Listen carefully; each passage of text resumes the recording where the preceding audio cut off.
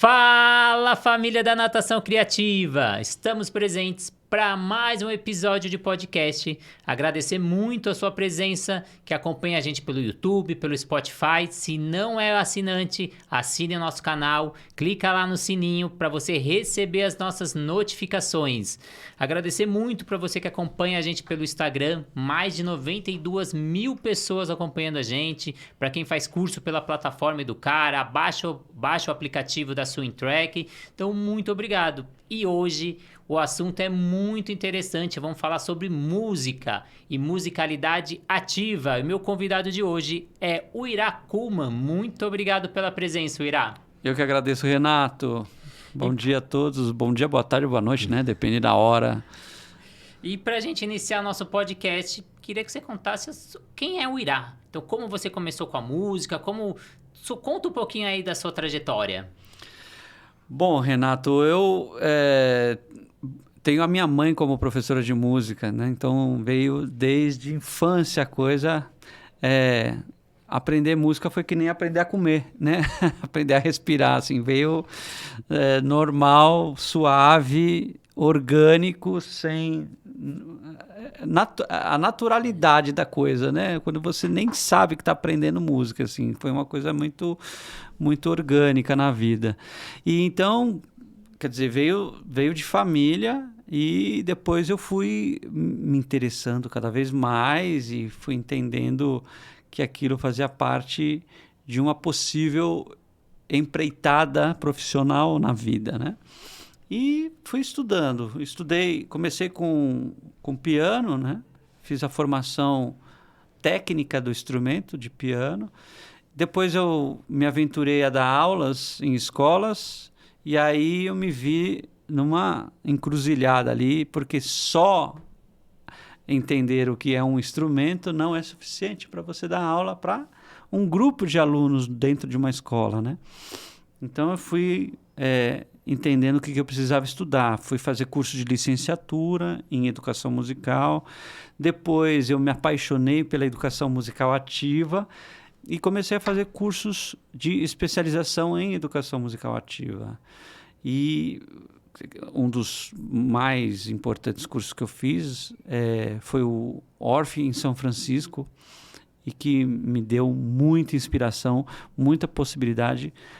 Tanto é que quando eu voltei desse curso, eu montei a empresa Música em Movimento, né? Então, essa aqui é um pouquinho, assim, super resumidamente, a ideia dessa trajetória que me fez chegar até aqui hoje com a Música em Movimento, né? Que é essa empresa onde a gente faz formação em educação musical ativa. Você comentou da influência da sua mãe, mas ela não influenciou só você, influenciou seus irmãos, né? Que são vários irmãos, muitos aí na área da música, né? E eu acho que você também enfrenta a dificuldade que muitos aí em casa estão enfrentando, que a gente vai ministrar aula, né? Professor de natação, professor de música, professor escolar, e chega um momento ali que eu vejo que eu dou uma estagnada e eu preciso um pouco mais. Aí eu vou empreender. E eu tenho aquele medo de empreender. Como foi você sair do mundo CLT e ir para o mundo do empreendedorismo?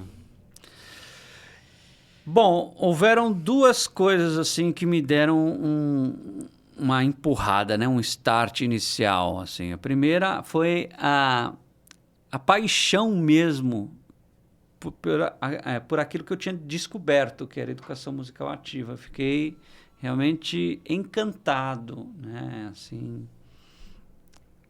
maravilhado com a possibilidade de fazer das aulas de música coletivas, né, com grupos de crianças ali, coisas que eram muito mais atuais no ponto de vista de modificar mesmo a proposta de um ensino de música muito tradicional, né, muito conservador, assim.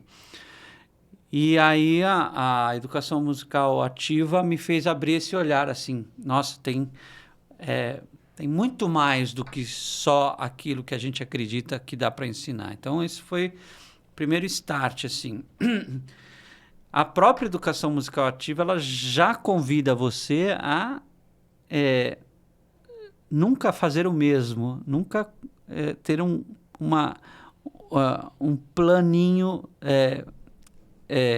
sabe, totalmente fechado em termos de, primeiro ano eu vou fazer isso, segundo, terceiro, não. Você oferece uma abertura de possibilidades constante de renovar, né, de renovação. E a segunda inspiração que me fez eu ir para o empreendedorismo foi quando eu tive um olhar atento a uma lei que foi promulgada pelo Lula na época, em 2011, que é a Lei 11.769, em que tornou-se novamente obrigatória o ensino de música nas escolas. Essa lei ela tem um problema.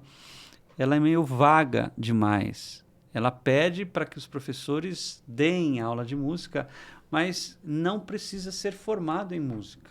Olha só, né? Então, é uma lei muito boa porque estimula a música dentro da escola.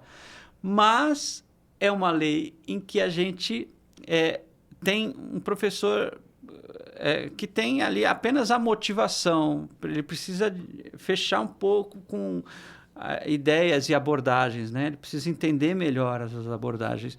E nada melhor do que entender abordagens mais atuais. Então, a empresa ela veio de encontro a uma necessidade que já estava gerando demanda, que é esse professor que quer fazer aula, que quer dar aula, né? Que tem a possibilidade, porque qualquer professor então poderia dar essas aulas de música, mas que ele não tem referências, né? Não é ir para a escola tocar um violão e cantar, né? É mais do que isso. Então, a gente tentou contribuir também, tentamos ainda, né? Sempre estamos aí tentando contribuir para que os professores que também não tenham muito embasamento sobre educação musical entender uma possibilidade, né? Uma possibilidade mais energética, mais ativa, né? E você comentou que você segue a linha ali pedagógica da musicalidade ativa. E eu queria que você contasse esse projeto aí que você está rodando não só o Brasil, mas rodando o mundo, né? Apresentando isso. É verdade. Bom, eu faço parte aí de uma leva, né? De uma leva de educadores em que parte da abordagem ativa da educação musical, onde nós temos pensadores principais, né? A gente até estuda isso no curso de licenciatura. Se você for fazer um curso de licenciatura na faculdade, você vai aprender pensadores da primeira geração, da segunda, da terceira geração, pensadores da educação musical ativa, né? E tem uns nomes aí importantes da primeira geração, que é o Dalcroze, Williams, Kodaly, Suzuki, Orff, e esses caras são esses cursos que eu fui fazendo para entender o que é educação musical ativa, né? E o que é educação musical ativa? Educação musical ativa é o respeito pela criança, né? É o respeito pelas éticas da criança.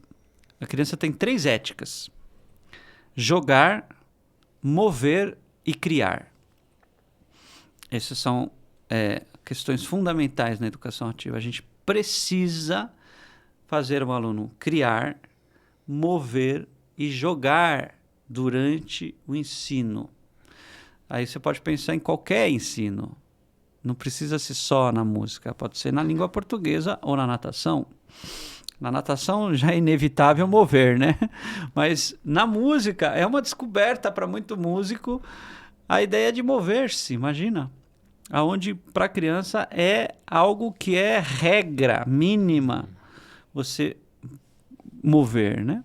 A gente diz que as crianças têm essas 3 éticas porque eles fazem essas três ações durante o dia por muito tempo.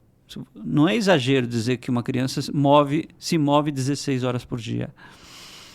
Não é exagero dizer que uma criança cria 16 horas por dia.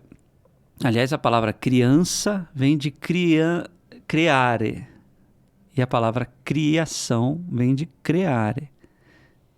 Criatividade, ou seja, está na mesma raiz da palavra criança, criação, criatividade, criativo, né? E não é exagero você dizer que uma criança gosta de brincar ou jogar ou entender desafios, né? Ou ficar assim, sendo provocada para empreitadas, né, desafiadores, 16 horas por dia também. Não é exagero você falar isso.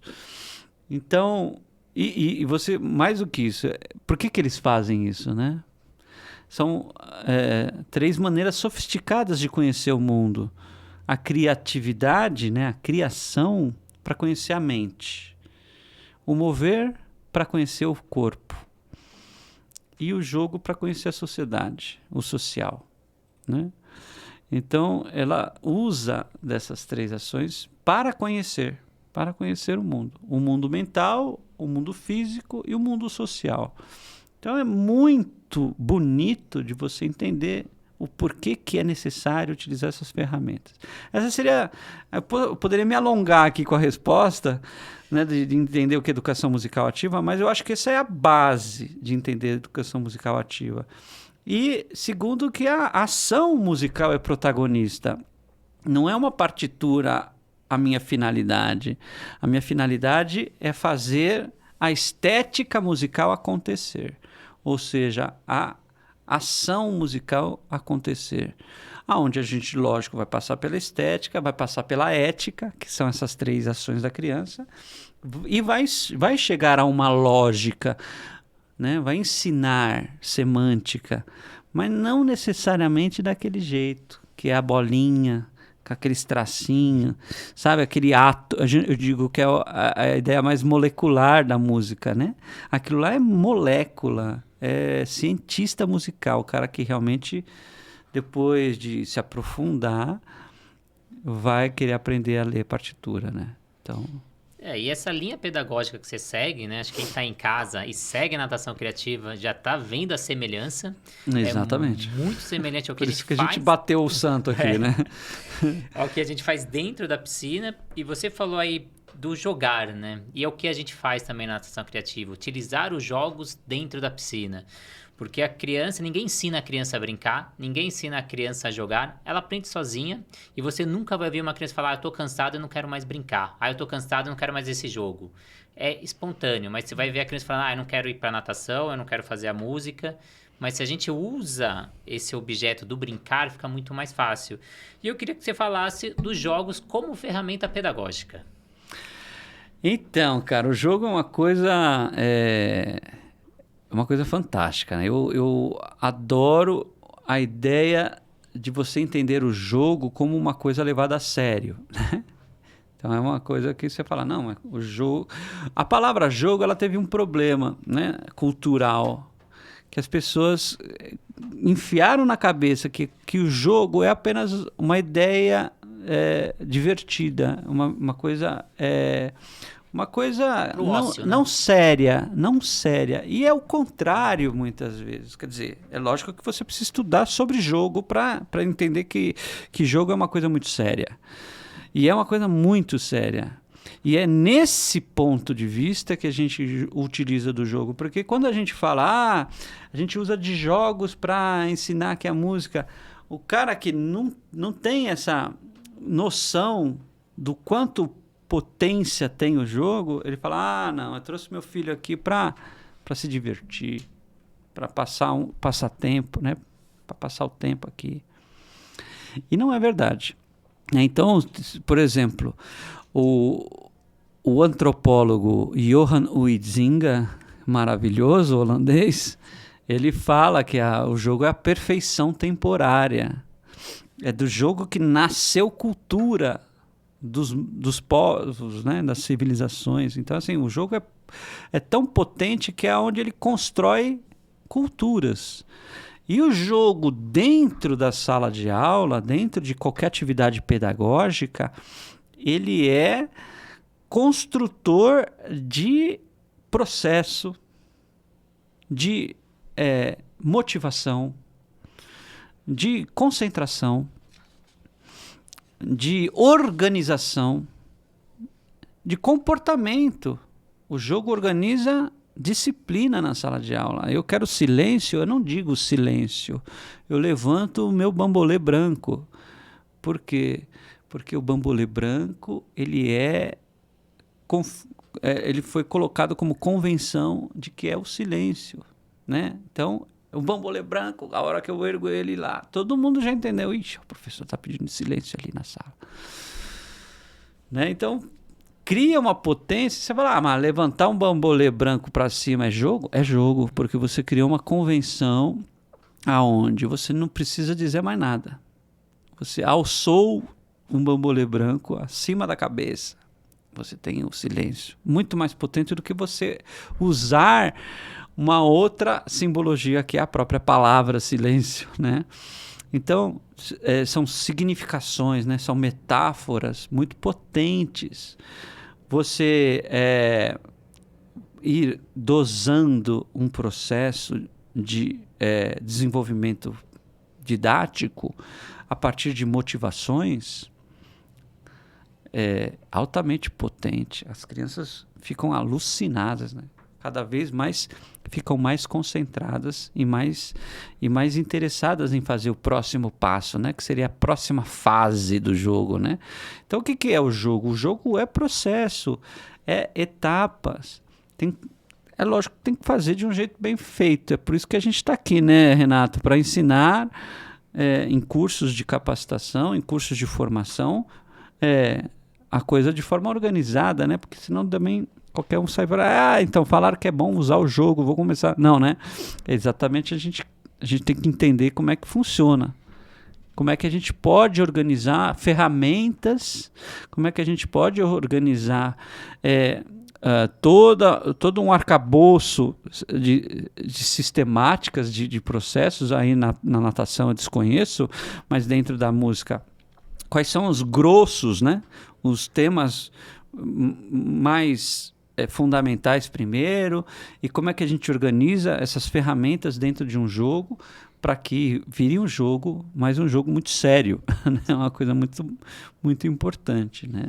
E você traz essa simbologia através de objetos, né? Que a criança consegue entender. O bambolê, a gente na piscina uma prancha, ou algum sinal, né? Então, quando eu vou começar alguma fala, eu faço o famoso pam, pararara. Exato. Aí a criança não fala pam, pam. Na piscina é parede. E vai todo mundo pra parede, que aí é a hora que eu vou falar.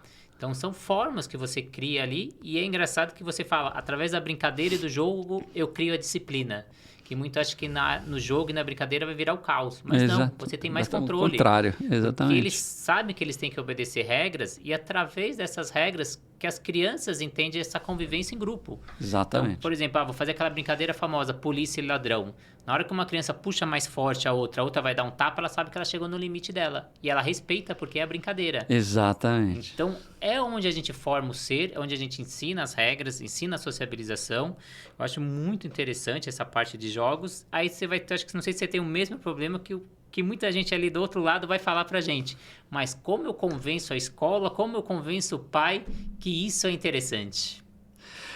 Exato. Justamente a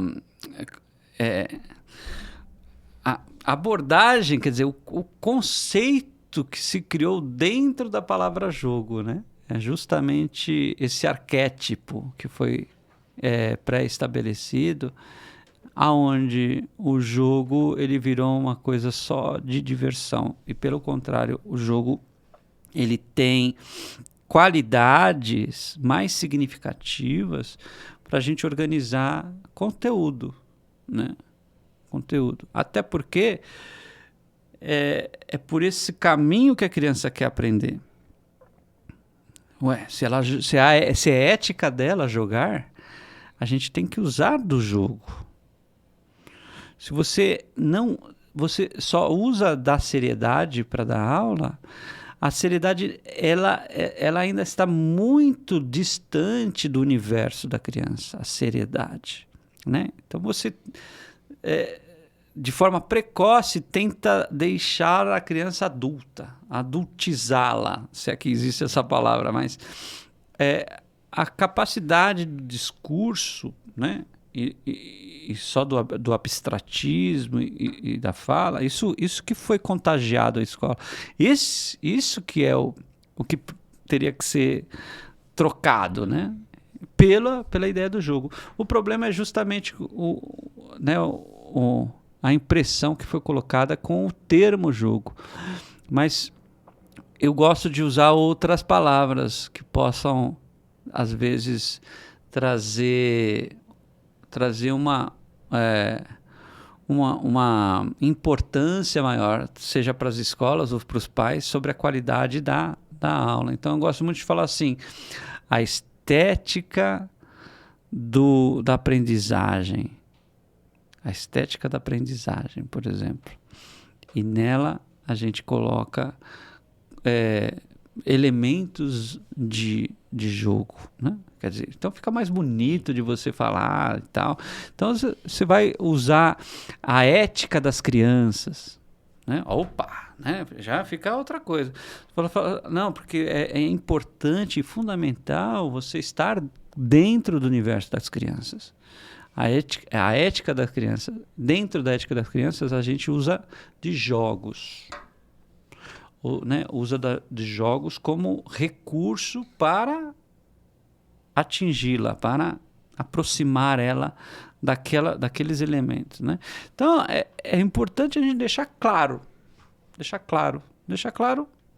mostrando que o jogo que a gente vai fazer ali tem muito estudo, tem muita relevância. Eu adoro fazer as coisas que eu faço com as crianças com os pais, né? Então, Dia dos Pais. Dia dos Pais não é repertório só. Não, a gente vai ensaiar uma música para cantar ou para tocar. Mas é o laboratório que muitas vezes eu faço com as crianças na sala de aula que eu vou fazer com os pais. Por isso que o meu filho chega em casa falando sobre o bambolê. Por isso que o seu filho chega em casa falando bambolê.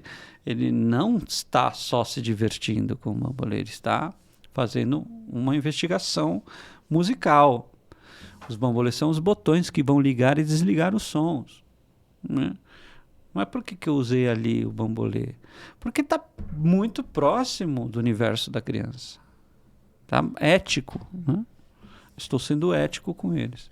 Acho que tem muita fala sua aí que é formidável, né? Então, a primeira coisa ali é trazer aí o que você tem para o mundo da criança, né? Então, quanto mais você se aproxima desse mundo da criança, mais fácil.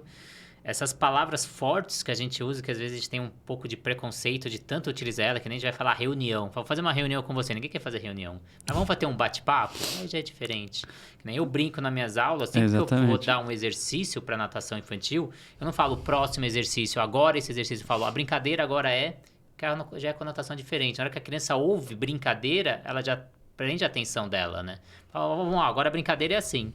Mas é o exercício. Então, são mudanças, e você fazer o pai participar do processo, o coordenador participar do processo, e você vai mostrando o resultado, isso depois a pessoa fica mais aberta para liberar. Então, acho que, assim como a musicalidade ativa e a natação criativa, a gente mostra resultado e com o tempo as pessoas vão comprando essa ideia, mas as pessoas querem o resultado antes de aplicar, que é o muito difícil. E para isso, você precisa ter o conhecimento técnico na hora de explicar, na hora de você trazer outras palavras para poder dizer o que você quer dizer. Então, eu acho muito interessante. E agora que a gente aqueceu aqui o nosso bate-papo, vamos para a área da educação física. Qual é a relação da musicalidade ativa com a educação física? Bom, eu falei sobre as éticas da criança, né?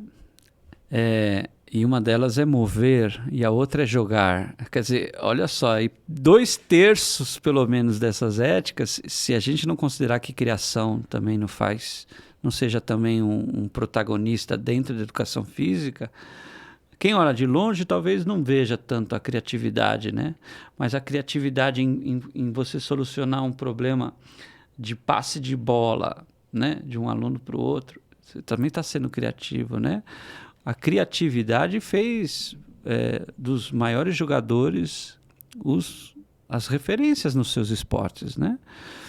Porque às vezes o cara descobre uma técnica nova, às vezes o cara constrói um nome de uma nova manobra, né? Na manobra, não tem na ginástica artística a manobra que aquele ginasta criou, vai ter o nome dele depois. Nossa, não sei quem conseguiu fazer tal manobra X.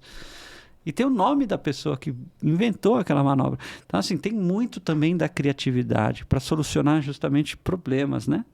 Então, assim, a educação física é a principal referência para um educador musical que vem de um caminho tradicional de ensino musical, né? Ou seja, a gente precisa estabelecer dentro da educação musical ações no ambiente do jogo, no ambiente do movimento e no ambiente da criação. O aluno achar soluções. E isso não tem fronteira em relação à educação musical e à educação física. Assim como não tem fronteira em relação à dança. Percebe? É uma outra linha também. Está tudo meio junto, né? É lógico que a finalidade minha é ensinar música e não um esporte ou alguma técnica corporal, né? Ou alguma coreografia como a finalidade da dança, né? Ou movimentos do corpo. A minha finalidade é a música, mas as ferramentas e o ambiente, ele está muito próximo à educação física, à dança, né? A poesia, que é um outro ambiente também cheio de linguagem, né? De palavras. Então, são coisas que contribuem muito. Eu lembro que eu só fui buscar a educação musical ativa para estudar porque em 2005 eu dava aula numa escola de maneira tradicional ainda. Os alunos sentavam em cadeiras enfileiradas, eu com uma lousa na frente, tinha um pentagrama que não se podia apagar. Sabe aqueles pentagramas já gravados na lousa? E os alunos chegavam numa mão com a flauta doce e na outra mão com um caderninho de partitura, de música para escrever. E era isso, eu olhava para eles, olhava para a lousa e falava, então vou escrever a música primeiro, olha só. Né? Quer dizer, tem gente que acha que é normal isso, mas para mim é completamente ao contrário hoje em dia. E aquilo lá é a última coisa que você vai fazer, cara. É escrever uma partitura na lousa, é a última coisa. E aí que você tinha que ler para tocar. É lógico que nenhum aluno vai gostar da minha aula, cara. Não vai. É um ou outro que nasceu para aquilo. E aí tinha algumas aulas que terminavam quando tocava a sirene, e os alunos saíam gritando. Eu cheguei a achar que eles gostavam da minha aula. Não, a próxima era educação física. E era isso que saíam gritando de felicidade. E eu falava, não, que cargas d'água tem esse professor de educação física que eu não tenho? Jogar, mover e criar. Né? Então, é uma das coisas que eu falei, não, quero ser esse cara aí, cara, sabe? Mas na música, não vou mudar de área. E aí que, poxa, você encontra a educação musical ativa como uma lâmpada que acende na tua cabeça, né? Isso é muito legal. Já no meu caso, eu sentia que as crianças vinham para natação, só que na geração anterior o pai dava 2 palmadas, a criança ia para dentro da piscina. Hoje, se a criança não gosta da aula de natação, ela não volta, porque ela tem voz ativa em casa. Exatamente. E aquilo me incomodava. Falava, por que a criança não gosta da natação? Aí eu comecei a achar outras soluções. E você falou muito aí, a criança tem que ter resolução de problema. Não, o atleta ele vai criar um movimento novo, só que para isso ele tem que ter repertório, ele tem que ter uma base boa. E não é fazendo partitura, não é aprendendo crawl, costas, peito e borboleta que ele vai ter essa base e ele vai ter esse repertório.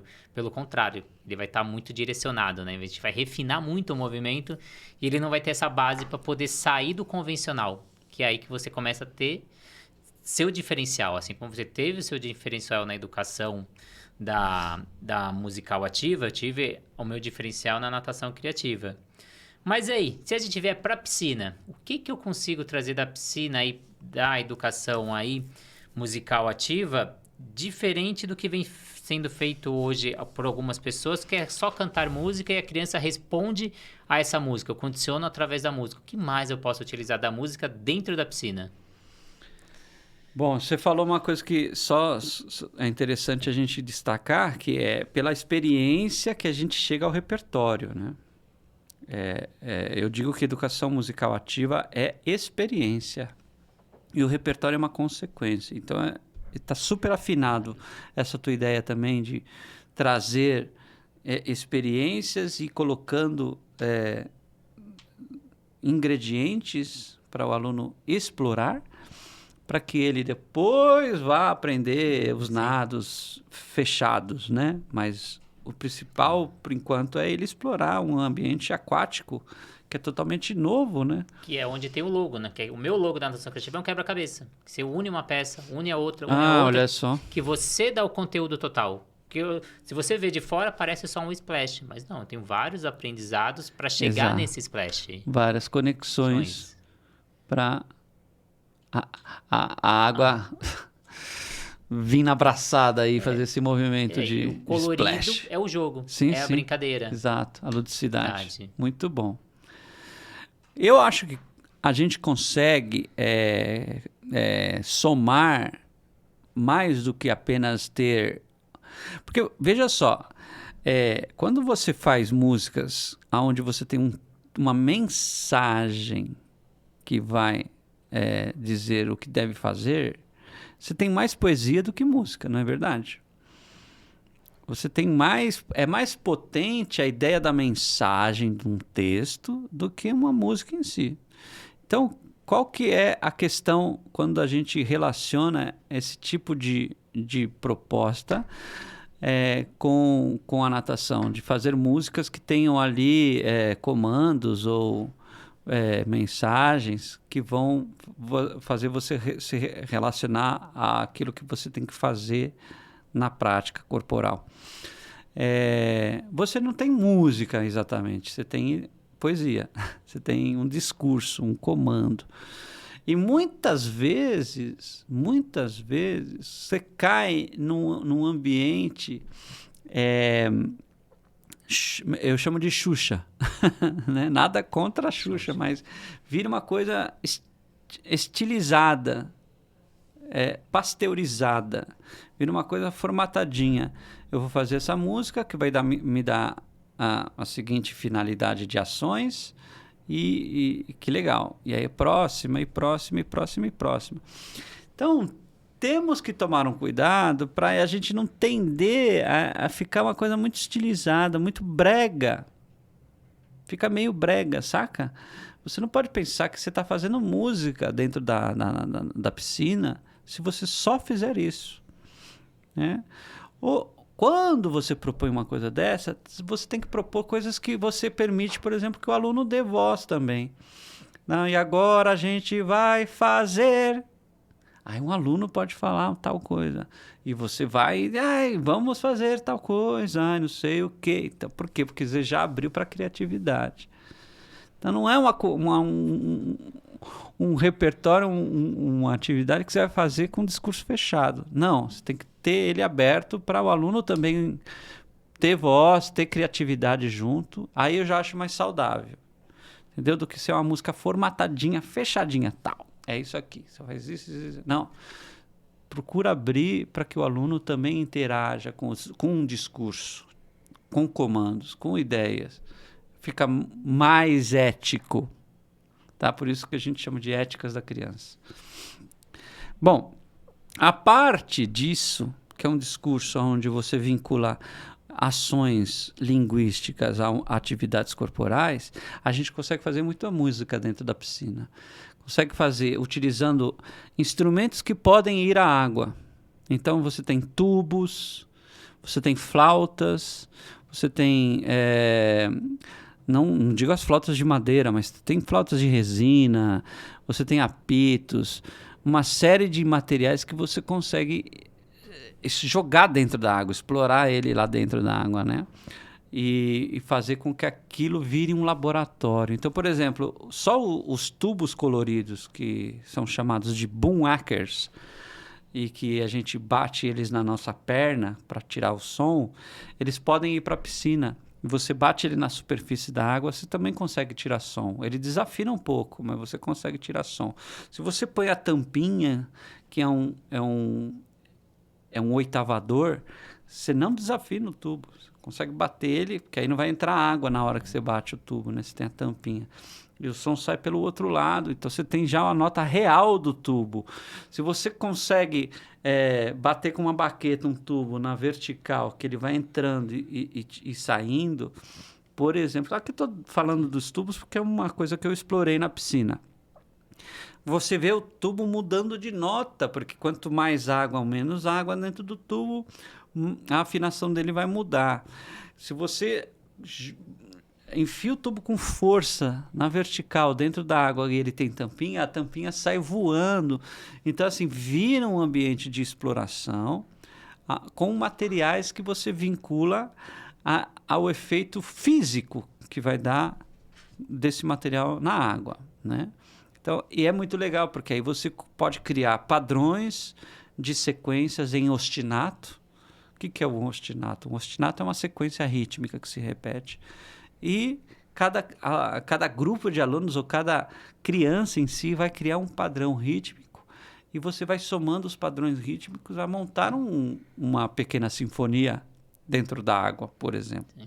Isso com materiais que podem ir à água. Explorar o material dentro da água. A criança consegue dar ideias maravilhosas. Então, agora, como é que a gente pode aproveitar isso para, de repente, desenvolver determinado movimento de braço? Aí eu já não saberia dizer. Mas, com certeza, a gente vai achar soluções. Assim como você usa um macarrão para fazer ele boiar dentro da água, aquele macarrão de material... que é aquilo ali? É um isopor? Tipo um EVA. É um EVA isopor, né? Uma coisa assim. O tubo também, ele vai boiar na água se você colocar tampinhas. Então, ele pode servir também de um instrumento físico só também, né? Pode ser mais um instrumento que você vai colocar na água para ajudar a desenvolver um movimento. Então, você junta uma coisa na outra aí, dá uma coisa interessante. A percussão corporal e dela na água também é muito legal de a gente pensar em usar, né? Explorar a mão em concha, a mão em tapa, a mão fazendo turbulência na água, né? Sei lá, pensar em outras explorações da mão com a água, do pé com a água, né? Quais são os sons que a gente consegue tirar? São sons graves, são sons agudos, sons mais delicados, sons mais fortes. Trabalhar também, por exemplo, materiais como baldes, copos, essas coisas, para você também entender esse som que entra, esse som que sai, jogar, né? O som da água é uma maravilha. Tanto que tem instrumentos que imitam o som de água, né? Então, aí, no caso, não precisa imitar o som da água, é a água em si, né? Mas você usar também de materiais que possam trazer esse movimento dentro da água que gere sons, investigar esses sons e depois você criar sequências minimais, rítmicas, é muito válido para você trabalhar esse ambiente criativo dentro da água, onde a água vai ser o meu instrumento musical, né? A parte do cérebro que é o da música, e a parte do movimento, ele é o mesmo local do cérebro. Então, por isso que quando a gente ouve uma música, a gente quer se movimentar. Então, é natural. Eu tenho a música, eu quero me movimentar. Então, na piscina, você traz a música, a criança quer fazer esse movimento. E você falou da flauta. Na metodologia da natação criativa, a gente utiliza a flauta porque ensina a criança a assoprar. Eu assoprar, que eu começo a soprar a bolinha, que eu faço as primeiras respirações na água. Então, a gente leva essa flauta para dentro da piscina, para quem vê de fora, parece assim uma bagunça, né? Cada um tocando ali no seu ritmo ali, mas ele começa a criar o seu ritmo interno, que ele vira um ritmo externo e ele começa a soltar essa bolha. E na natação tudo é ritmo. Então eu preciso ter um ritmo na minha respiração, eu preciso ter um ritmo na minha abraçada, eu preciso ter um ritmo na minha pernada e nada como utilizar a música para ele entender o que é esse ritmo.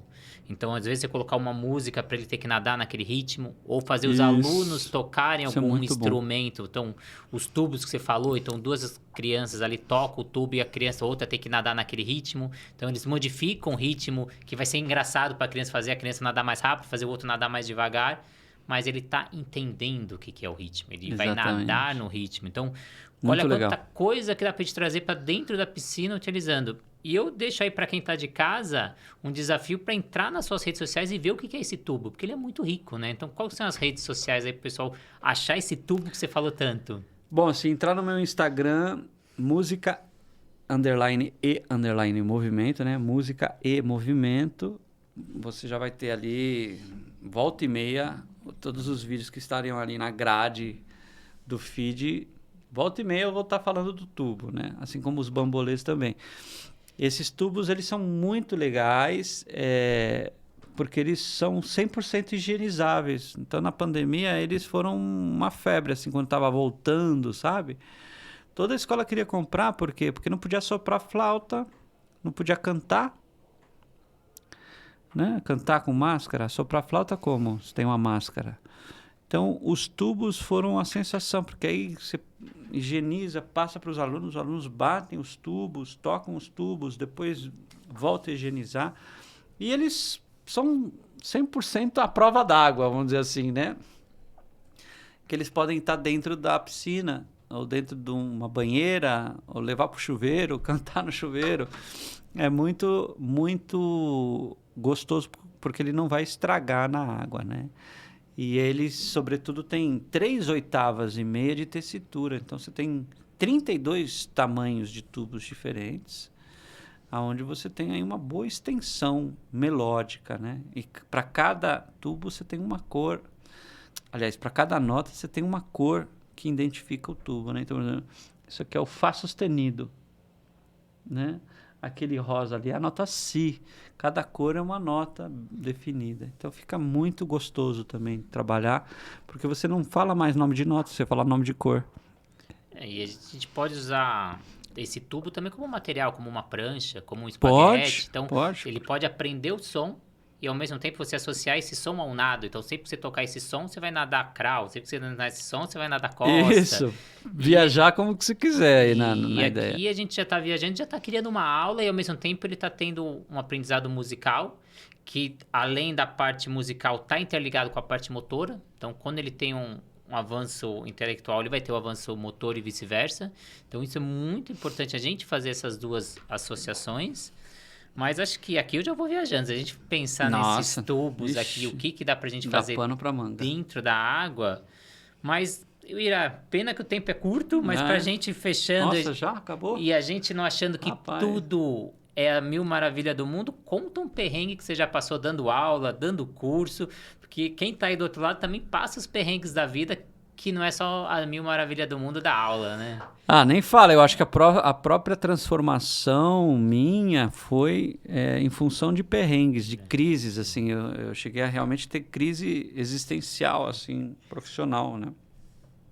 Eu me lembro que primeiro start que eu tive foi porque os alunos do 5º ano do ano anterior subiram para o 6º e eu encontrei os alunos no corredor da escola e eles não olhavam na minha cara.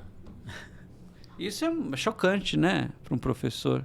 Você fala, poxa vida, que histórico, que legado que eu deixei para esse cara. Nada, né, então, né? Porque o cara nem olhar na minha cara ele olha.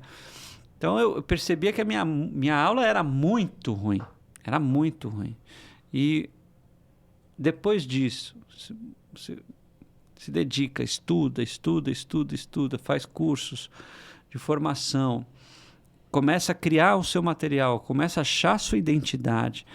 E aí deu 5 anos uma transformação assim de que você tem alunos que visitam a tua aula porque estão com saudade, a diferença não tem palavras para dizer qual que é o tamanho dessa diferença. Então, assim, o perrengue é você encontrar aquela tua infelicidade, né? Encontrar aquela crise, aquele negócio que você está achando que dá para melhorar e correr atrás de estudar mesmo, porque não tem outra saída, você tem que estudar, né? A coisa não vai cair do céu, né? Isso foi uma coisa marcante, assim, né? E é o próprio aluno que te dá essa luz, né? Ó, bicho, vai por aí porque não tô feliz, né? E aí você vai encontrando. Quanto mais você estuda, mais você também vê que você não sabe nada, né? Eu preciso estudar cada vez mais porque isso aqui é só o começo, né? E tem um caso interessante uma vez, que esses tubos a gente toca eles batendo, né, na perna. Então, tem aluno que se empolga e sai com as pernas roxas. Sai e volta para casa com perna roxa. Então, eu tive já cartinha de mãe. Meu filho nunca mais vai tocar esses materiais porque ele deixou a perna dele roxa. Eu falei, mas ele foi para o hospital? O que aconteceu? Ele tá passando mal? Não, ele inclusive estava muito feliz. Tava sorridente, mostrando encantado. Ele mostrava a perna roxa, mas a cara tava sorrindo. Eu que não quero. Então assim, a cara dele tá feliz, mas você que não quer. Entendi. Se fosse aula de judô, ele poderia chegar machucado em casa? A mãe ainda disse, poderia. Eu falei, então, porque é aula de música que não pode. Tem que sair com o sapato de cristal da sala, assim, que nem príncipes e princesas, né? Então, assim, nem tudo as pessoas vão conseguir enxergar aquilo que são essências que só você conectado com as crianças vão entender, né? Esses são os desafios, esses são os principais perrengues, né? Muitas vezes é quem está lá, quem está vivendo aquilo é que sabe o quanto foi significativo, né? E a gente tem que sempre ter muita paciência, muita calma para explicar as coisas, argumentar, né? Sempre ter, é lógico que você sempre tem que ter razão naquilo que você está fazendo também, né? E é isso, eu acho que o principal perrengue do professor é paciência, observar e sempre ter tranquilidade, calma e, sobretudo, muita coerência no que você vai fazer, né? Para você ter razão naquilo que você está fazendo. Sim. E pra gente fechar aqui, uma coisa que me veio na cabeça, você também tem uns bichos que eles também produzem sons, não é? Os bichinhos. Os pupas, isso. E daria pra gente usar na piscina também, esses bichos? Cara, eu não sei, nunca experimentei eles na piscina. Eu acho que o apito dentro da piscina não deve surtir efeito. Mas você fazendo fora daria e você depois usa o bicho dentro da água como ludicidade ali também. Ludicidade, dá. Fora da piscina dá. Eu não sei se ele encharcado, ele acaba... Perdendo. Fica no alagado dentro, né? Mas é um desafio pra gente tentar. Uai, próxima experiência. E queria aqui fechar agradecendo muito a sua presença.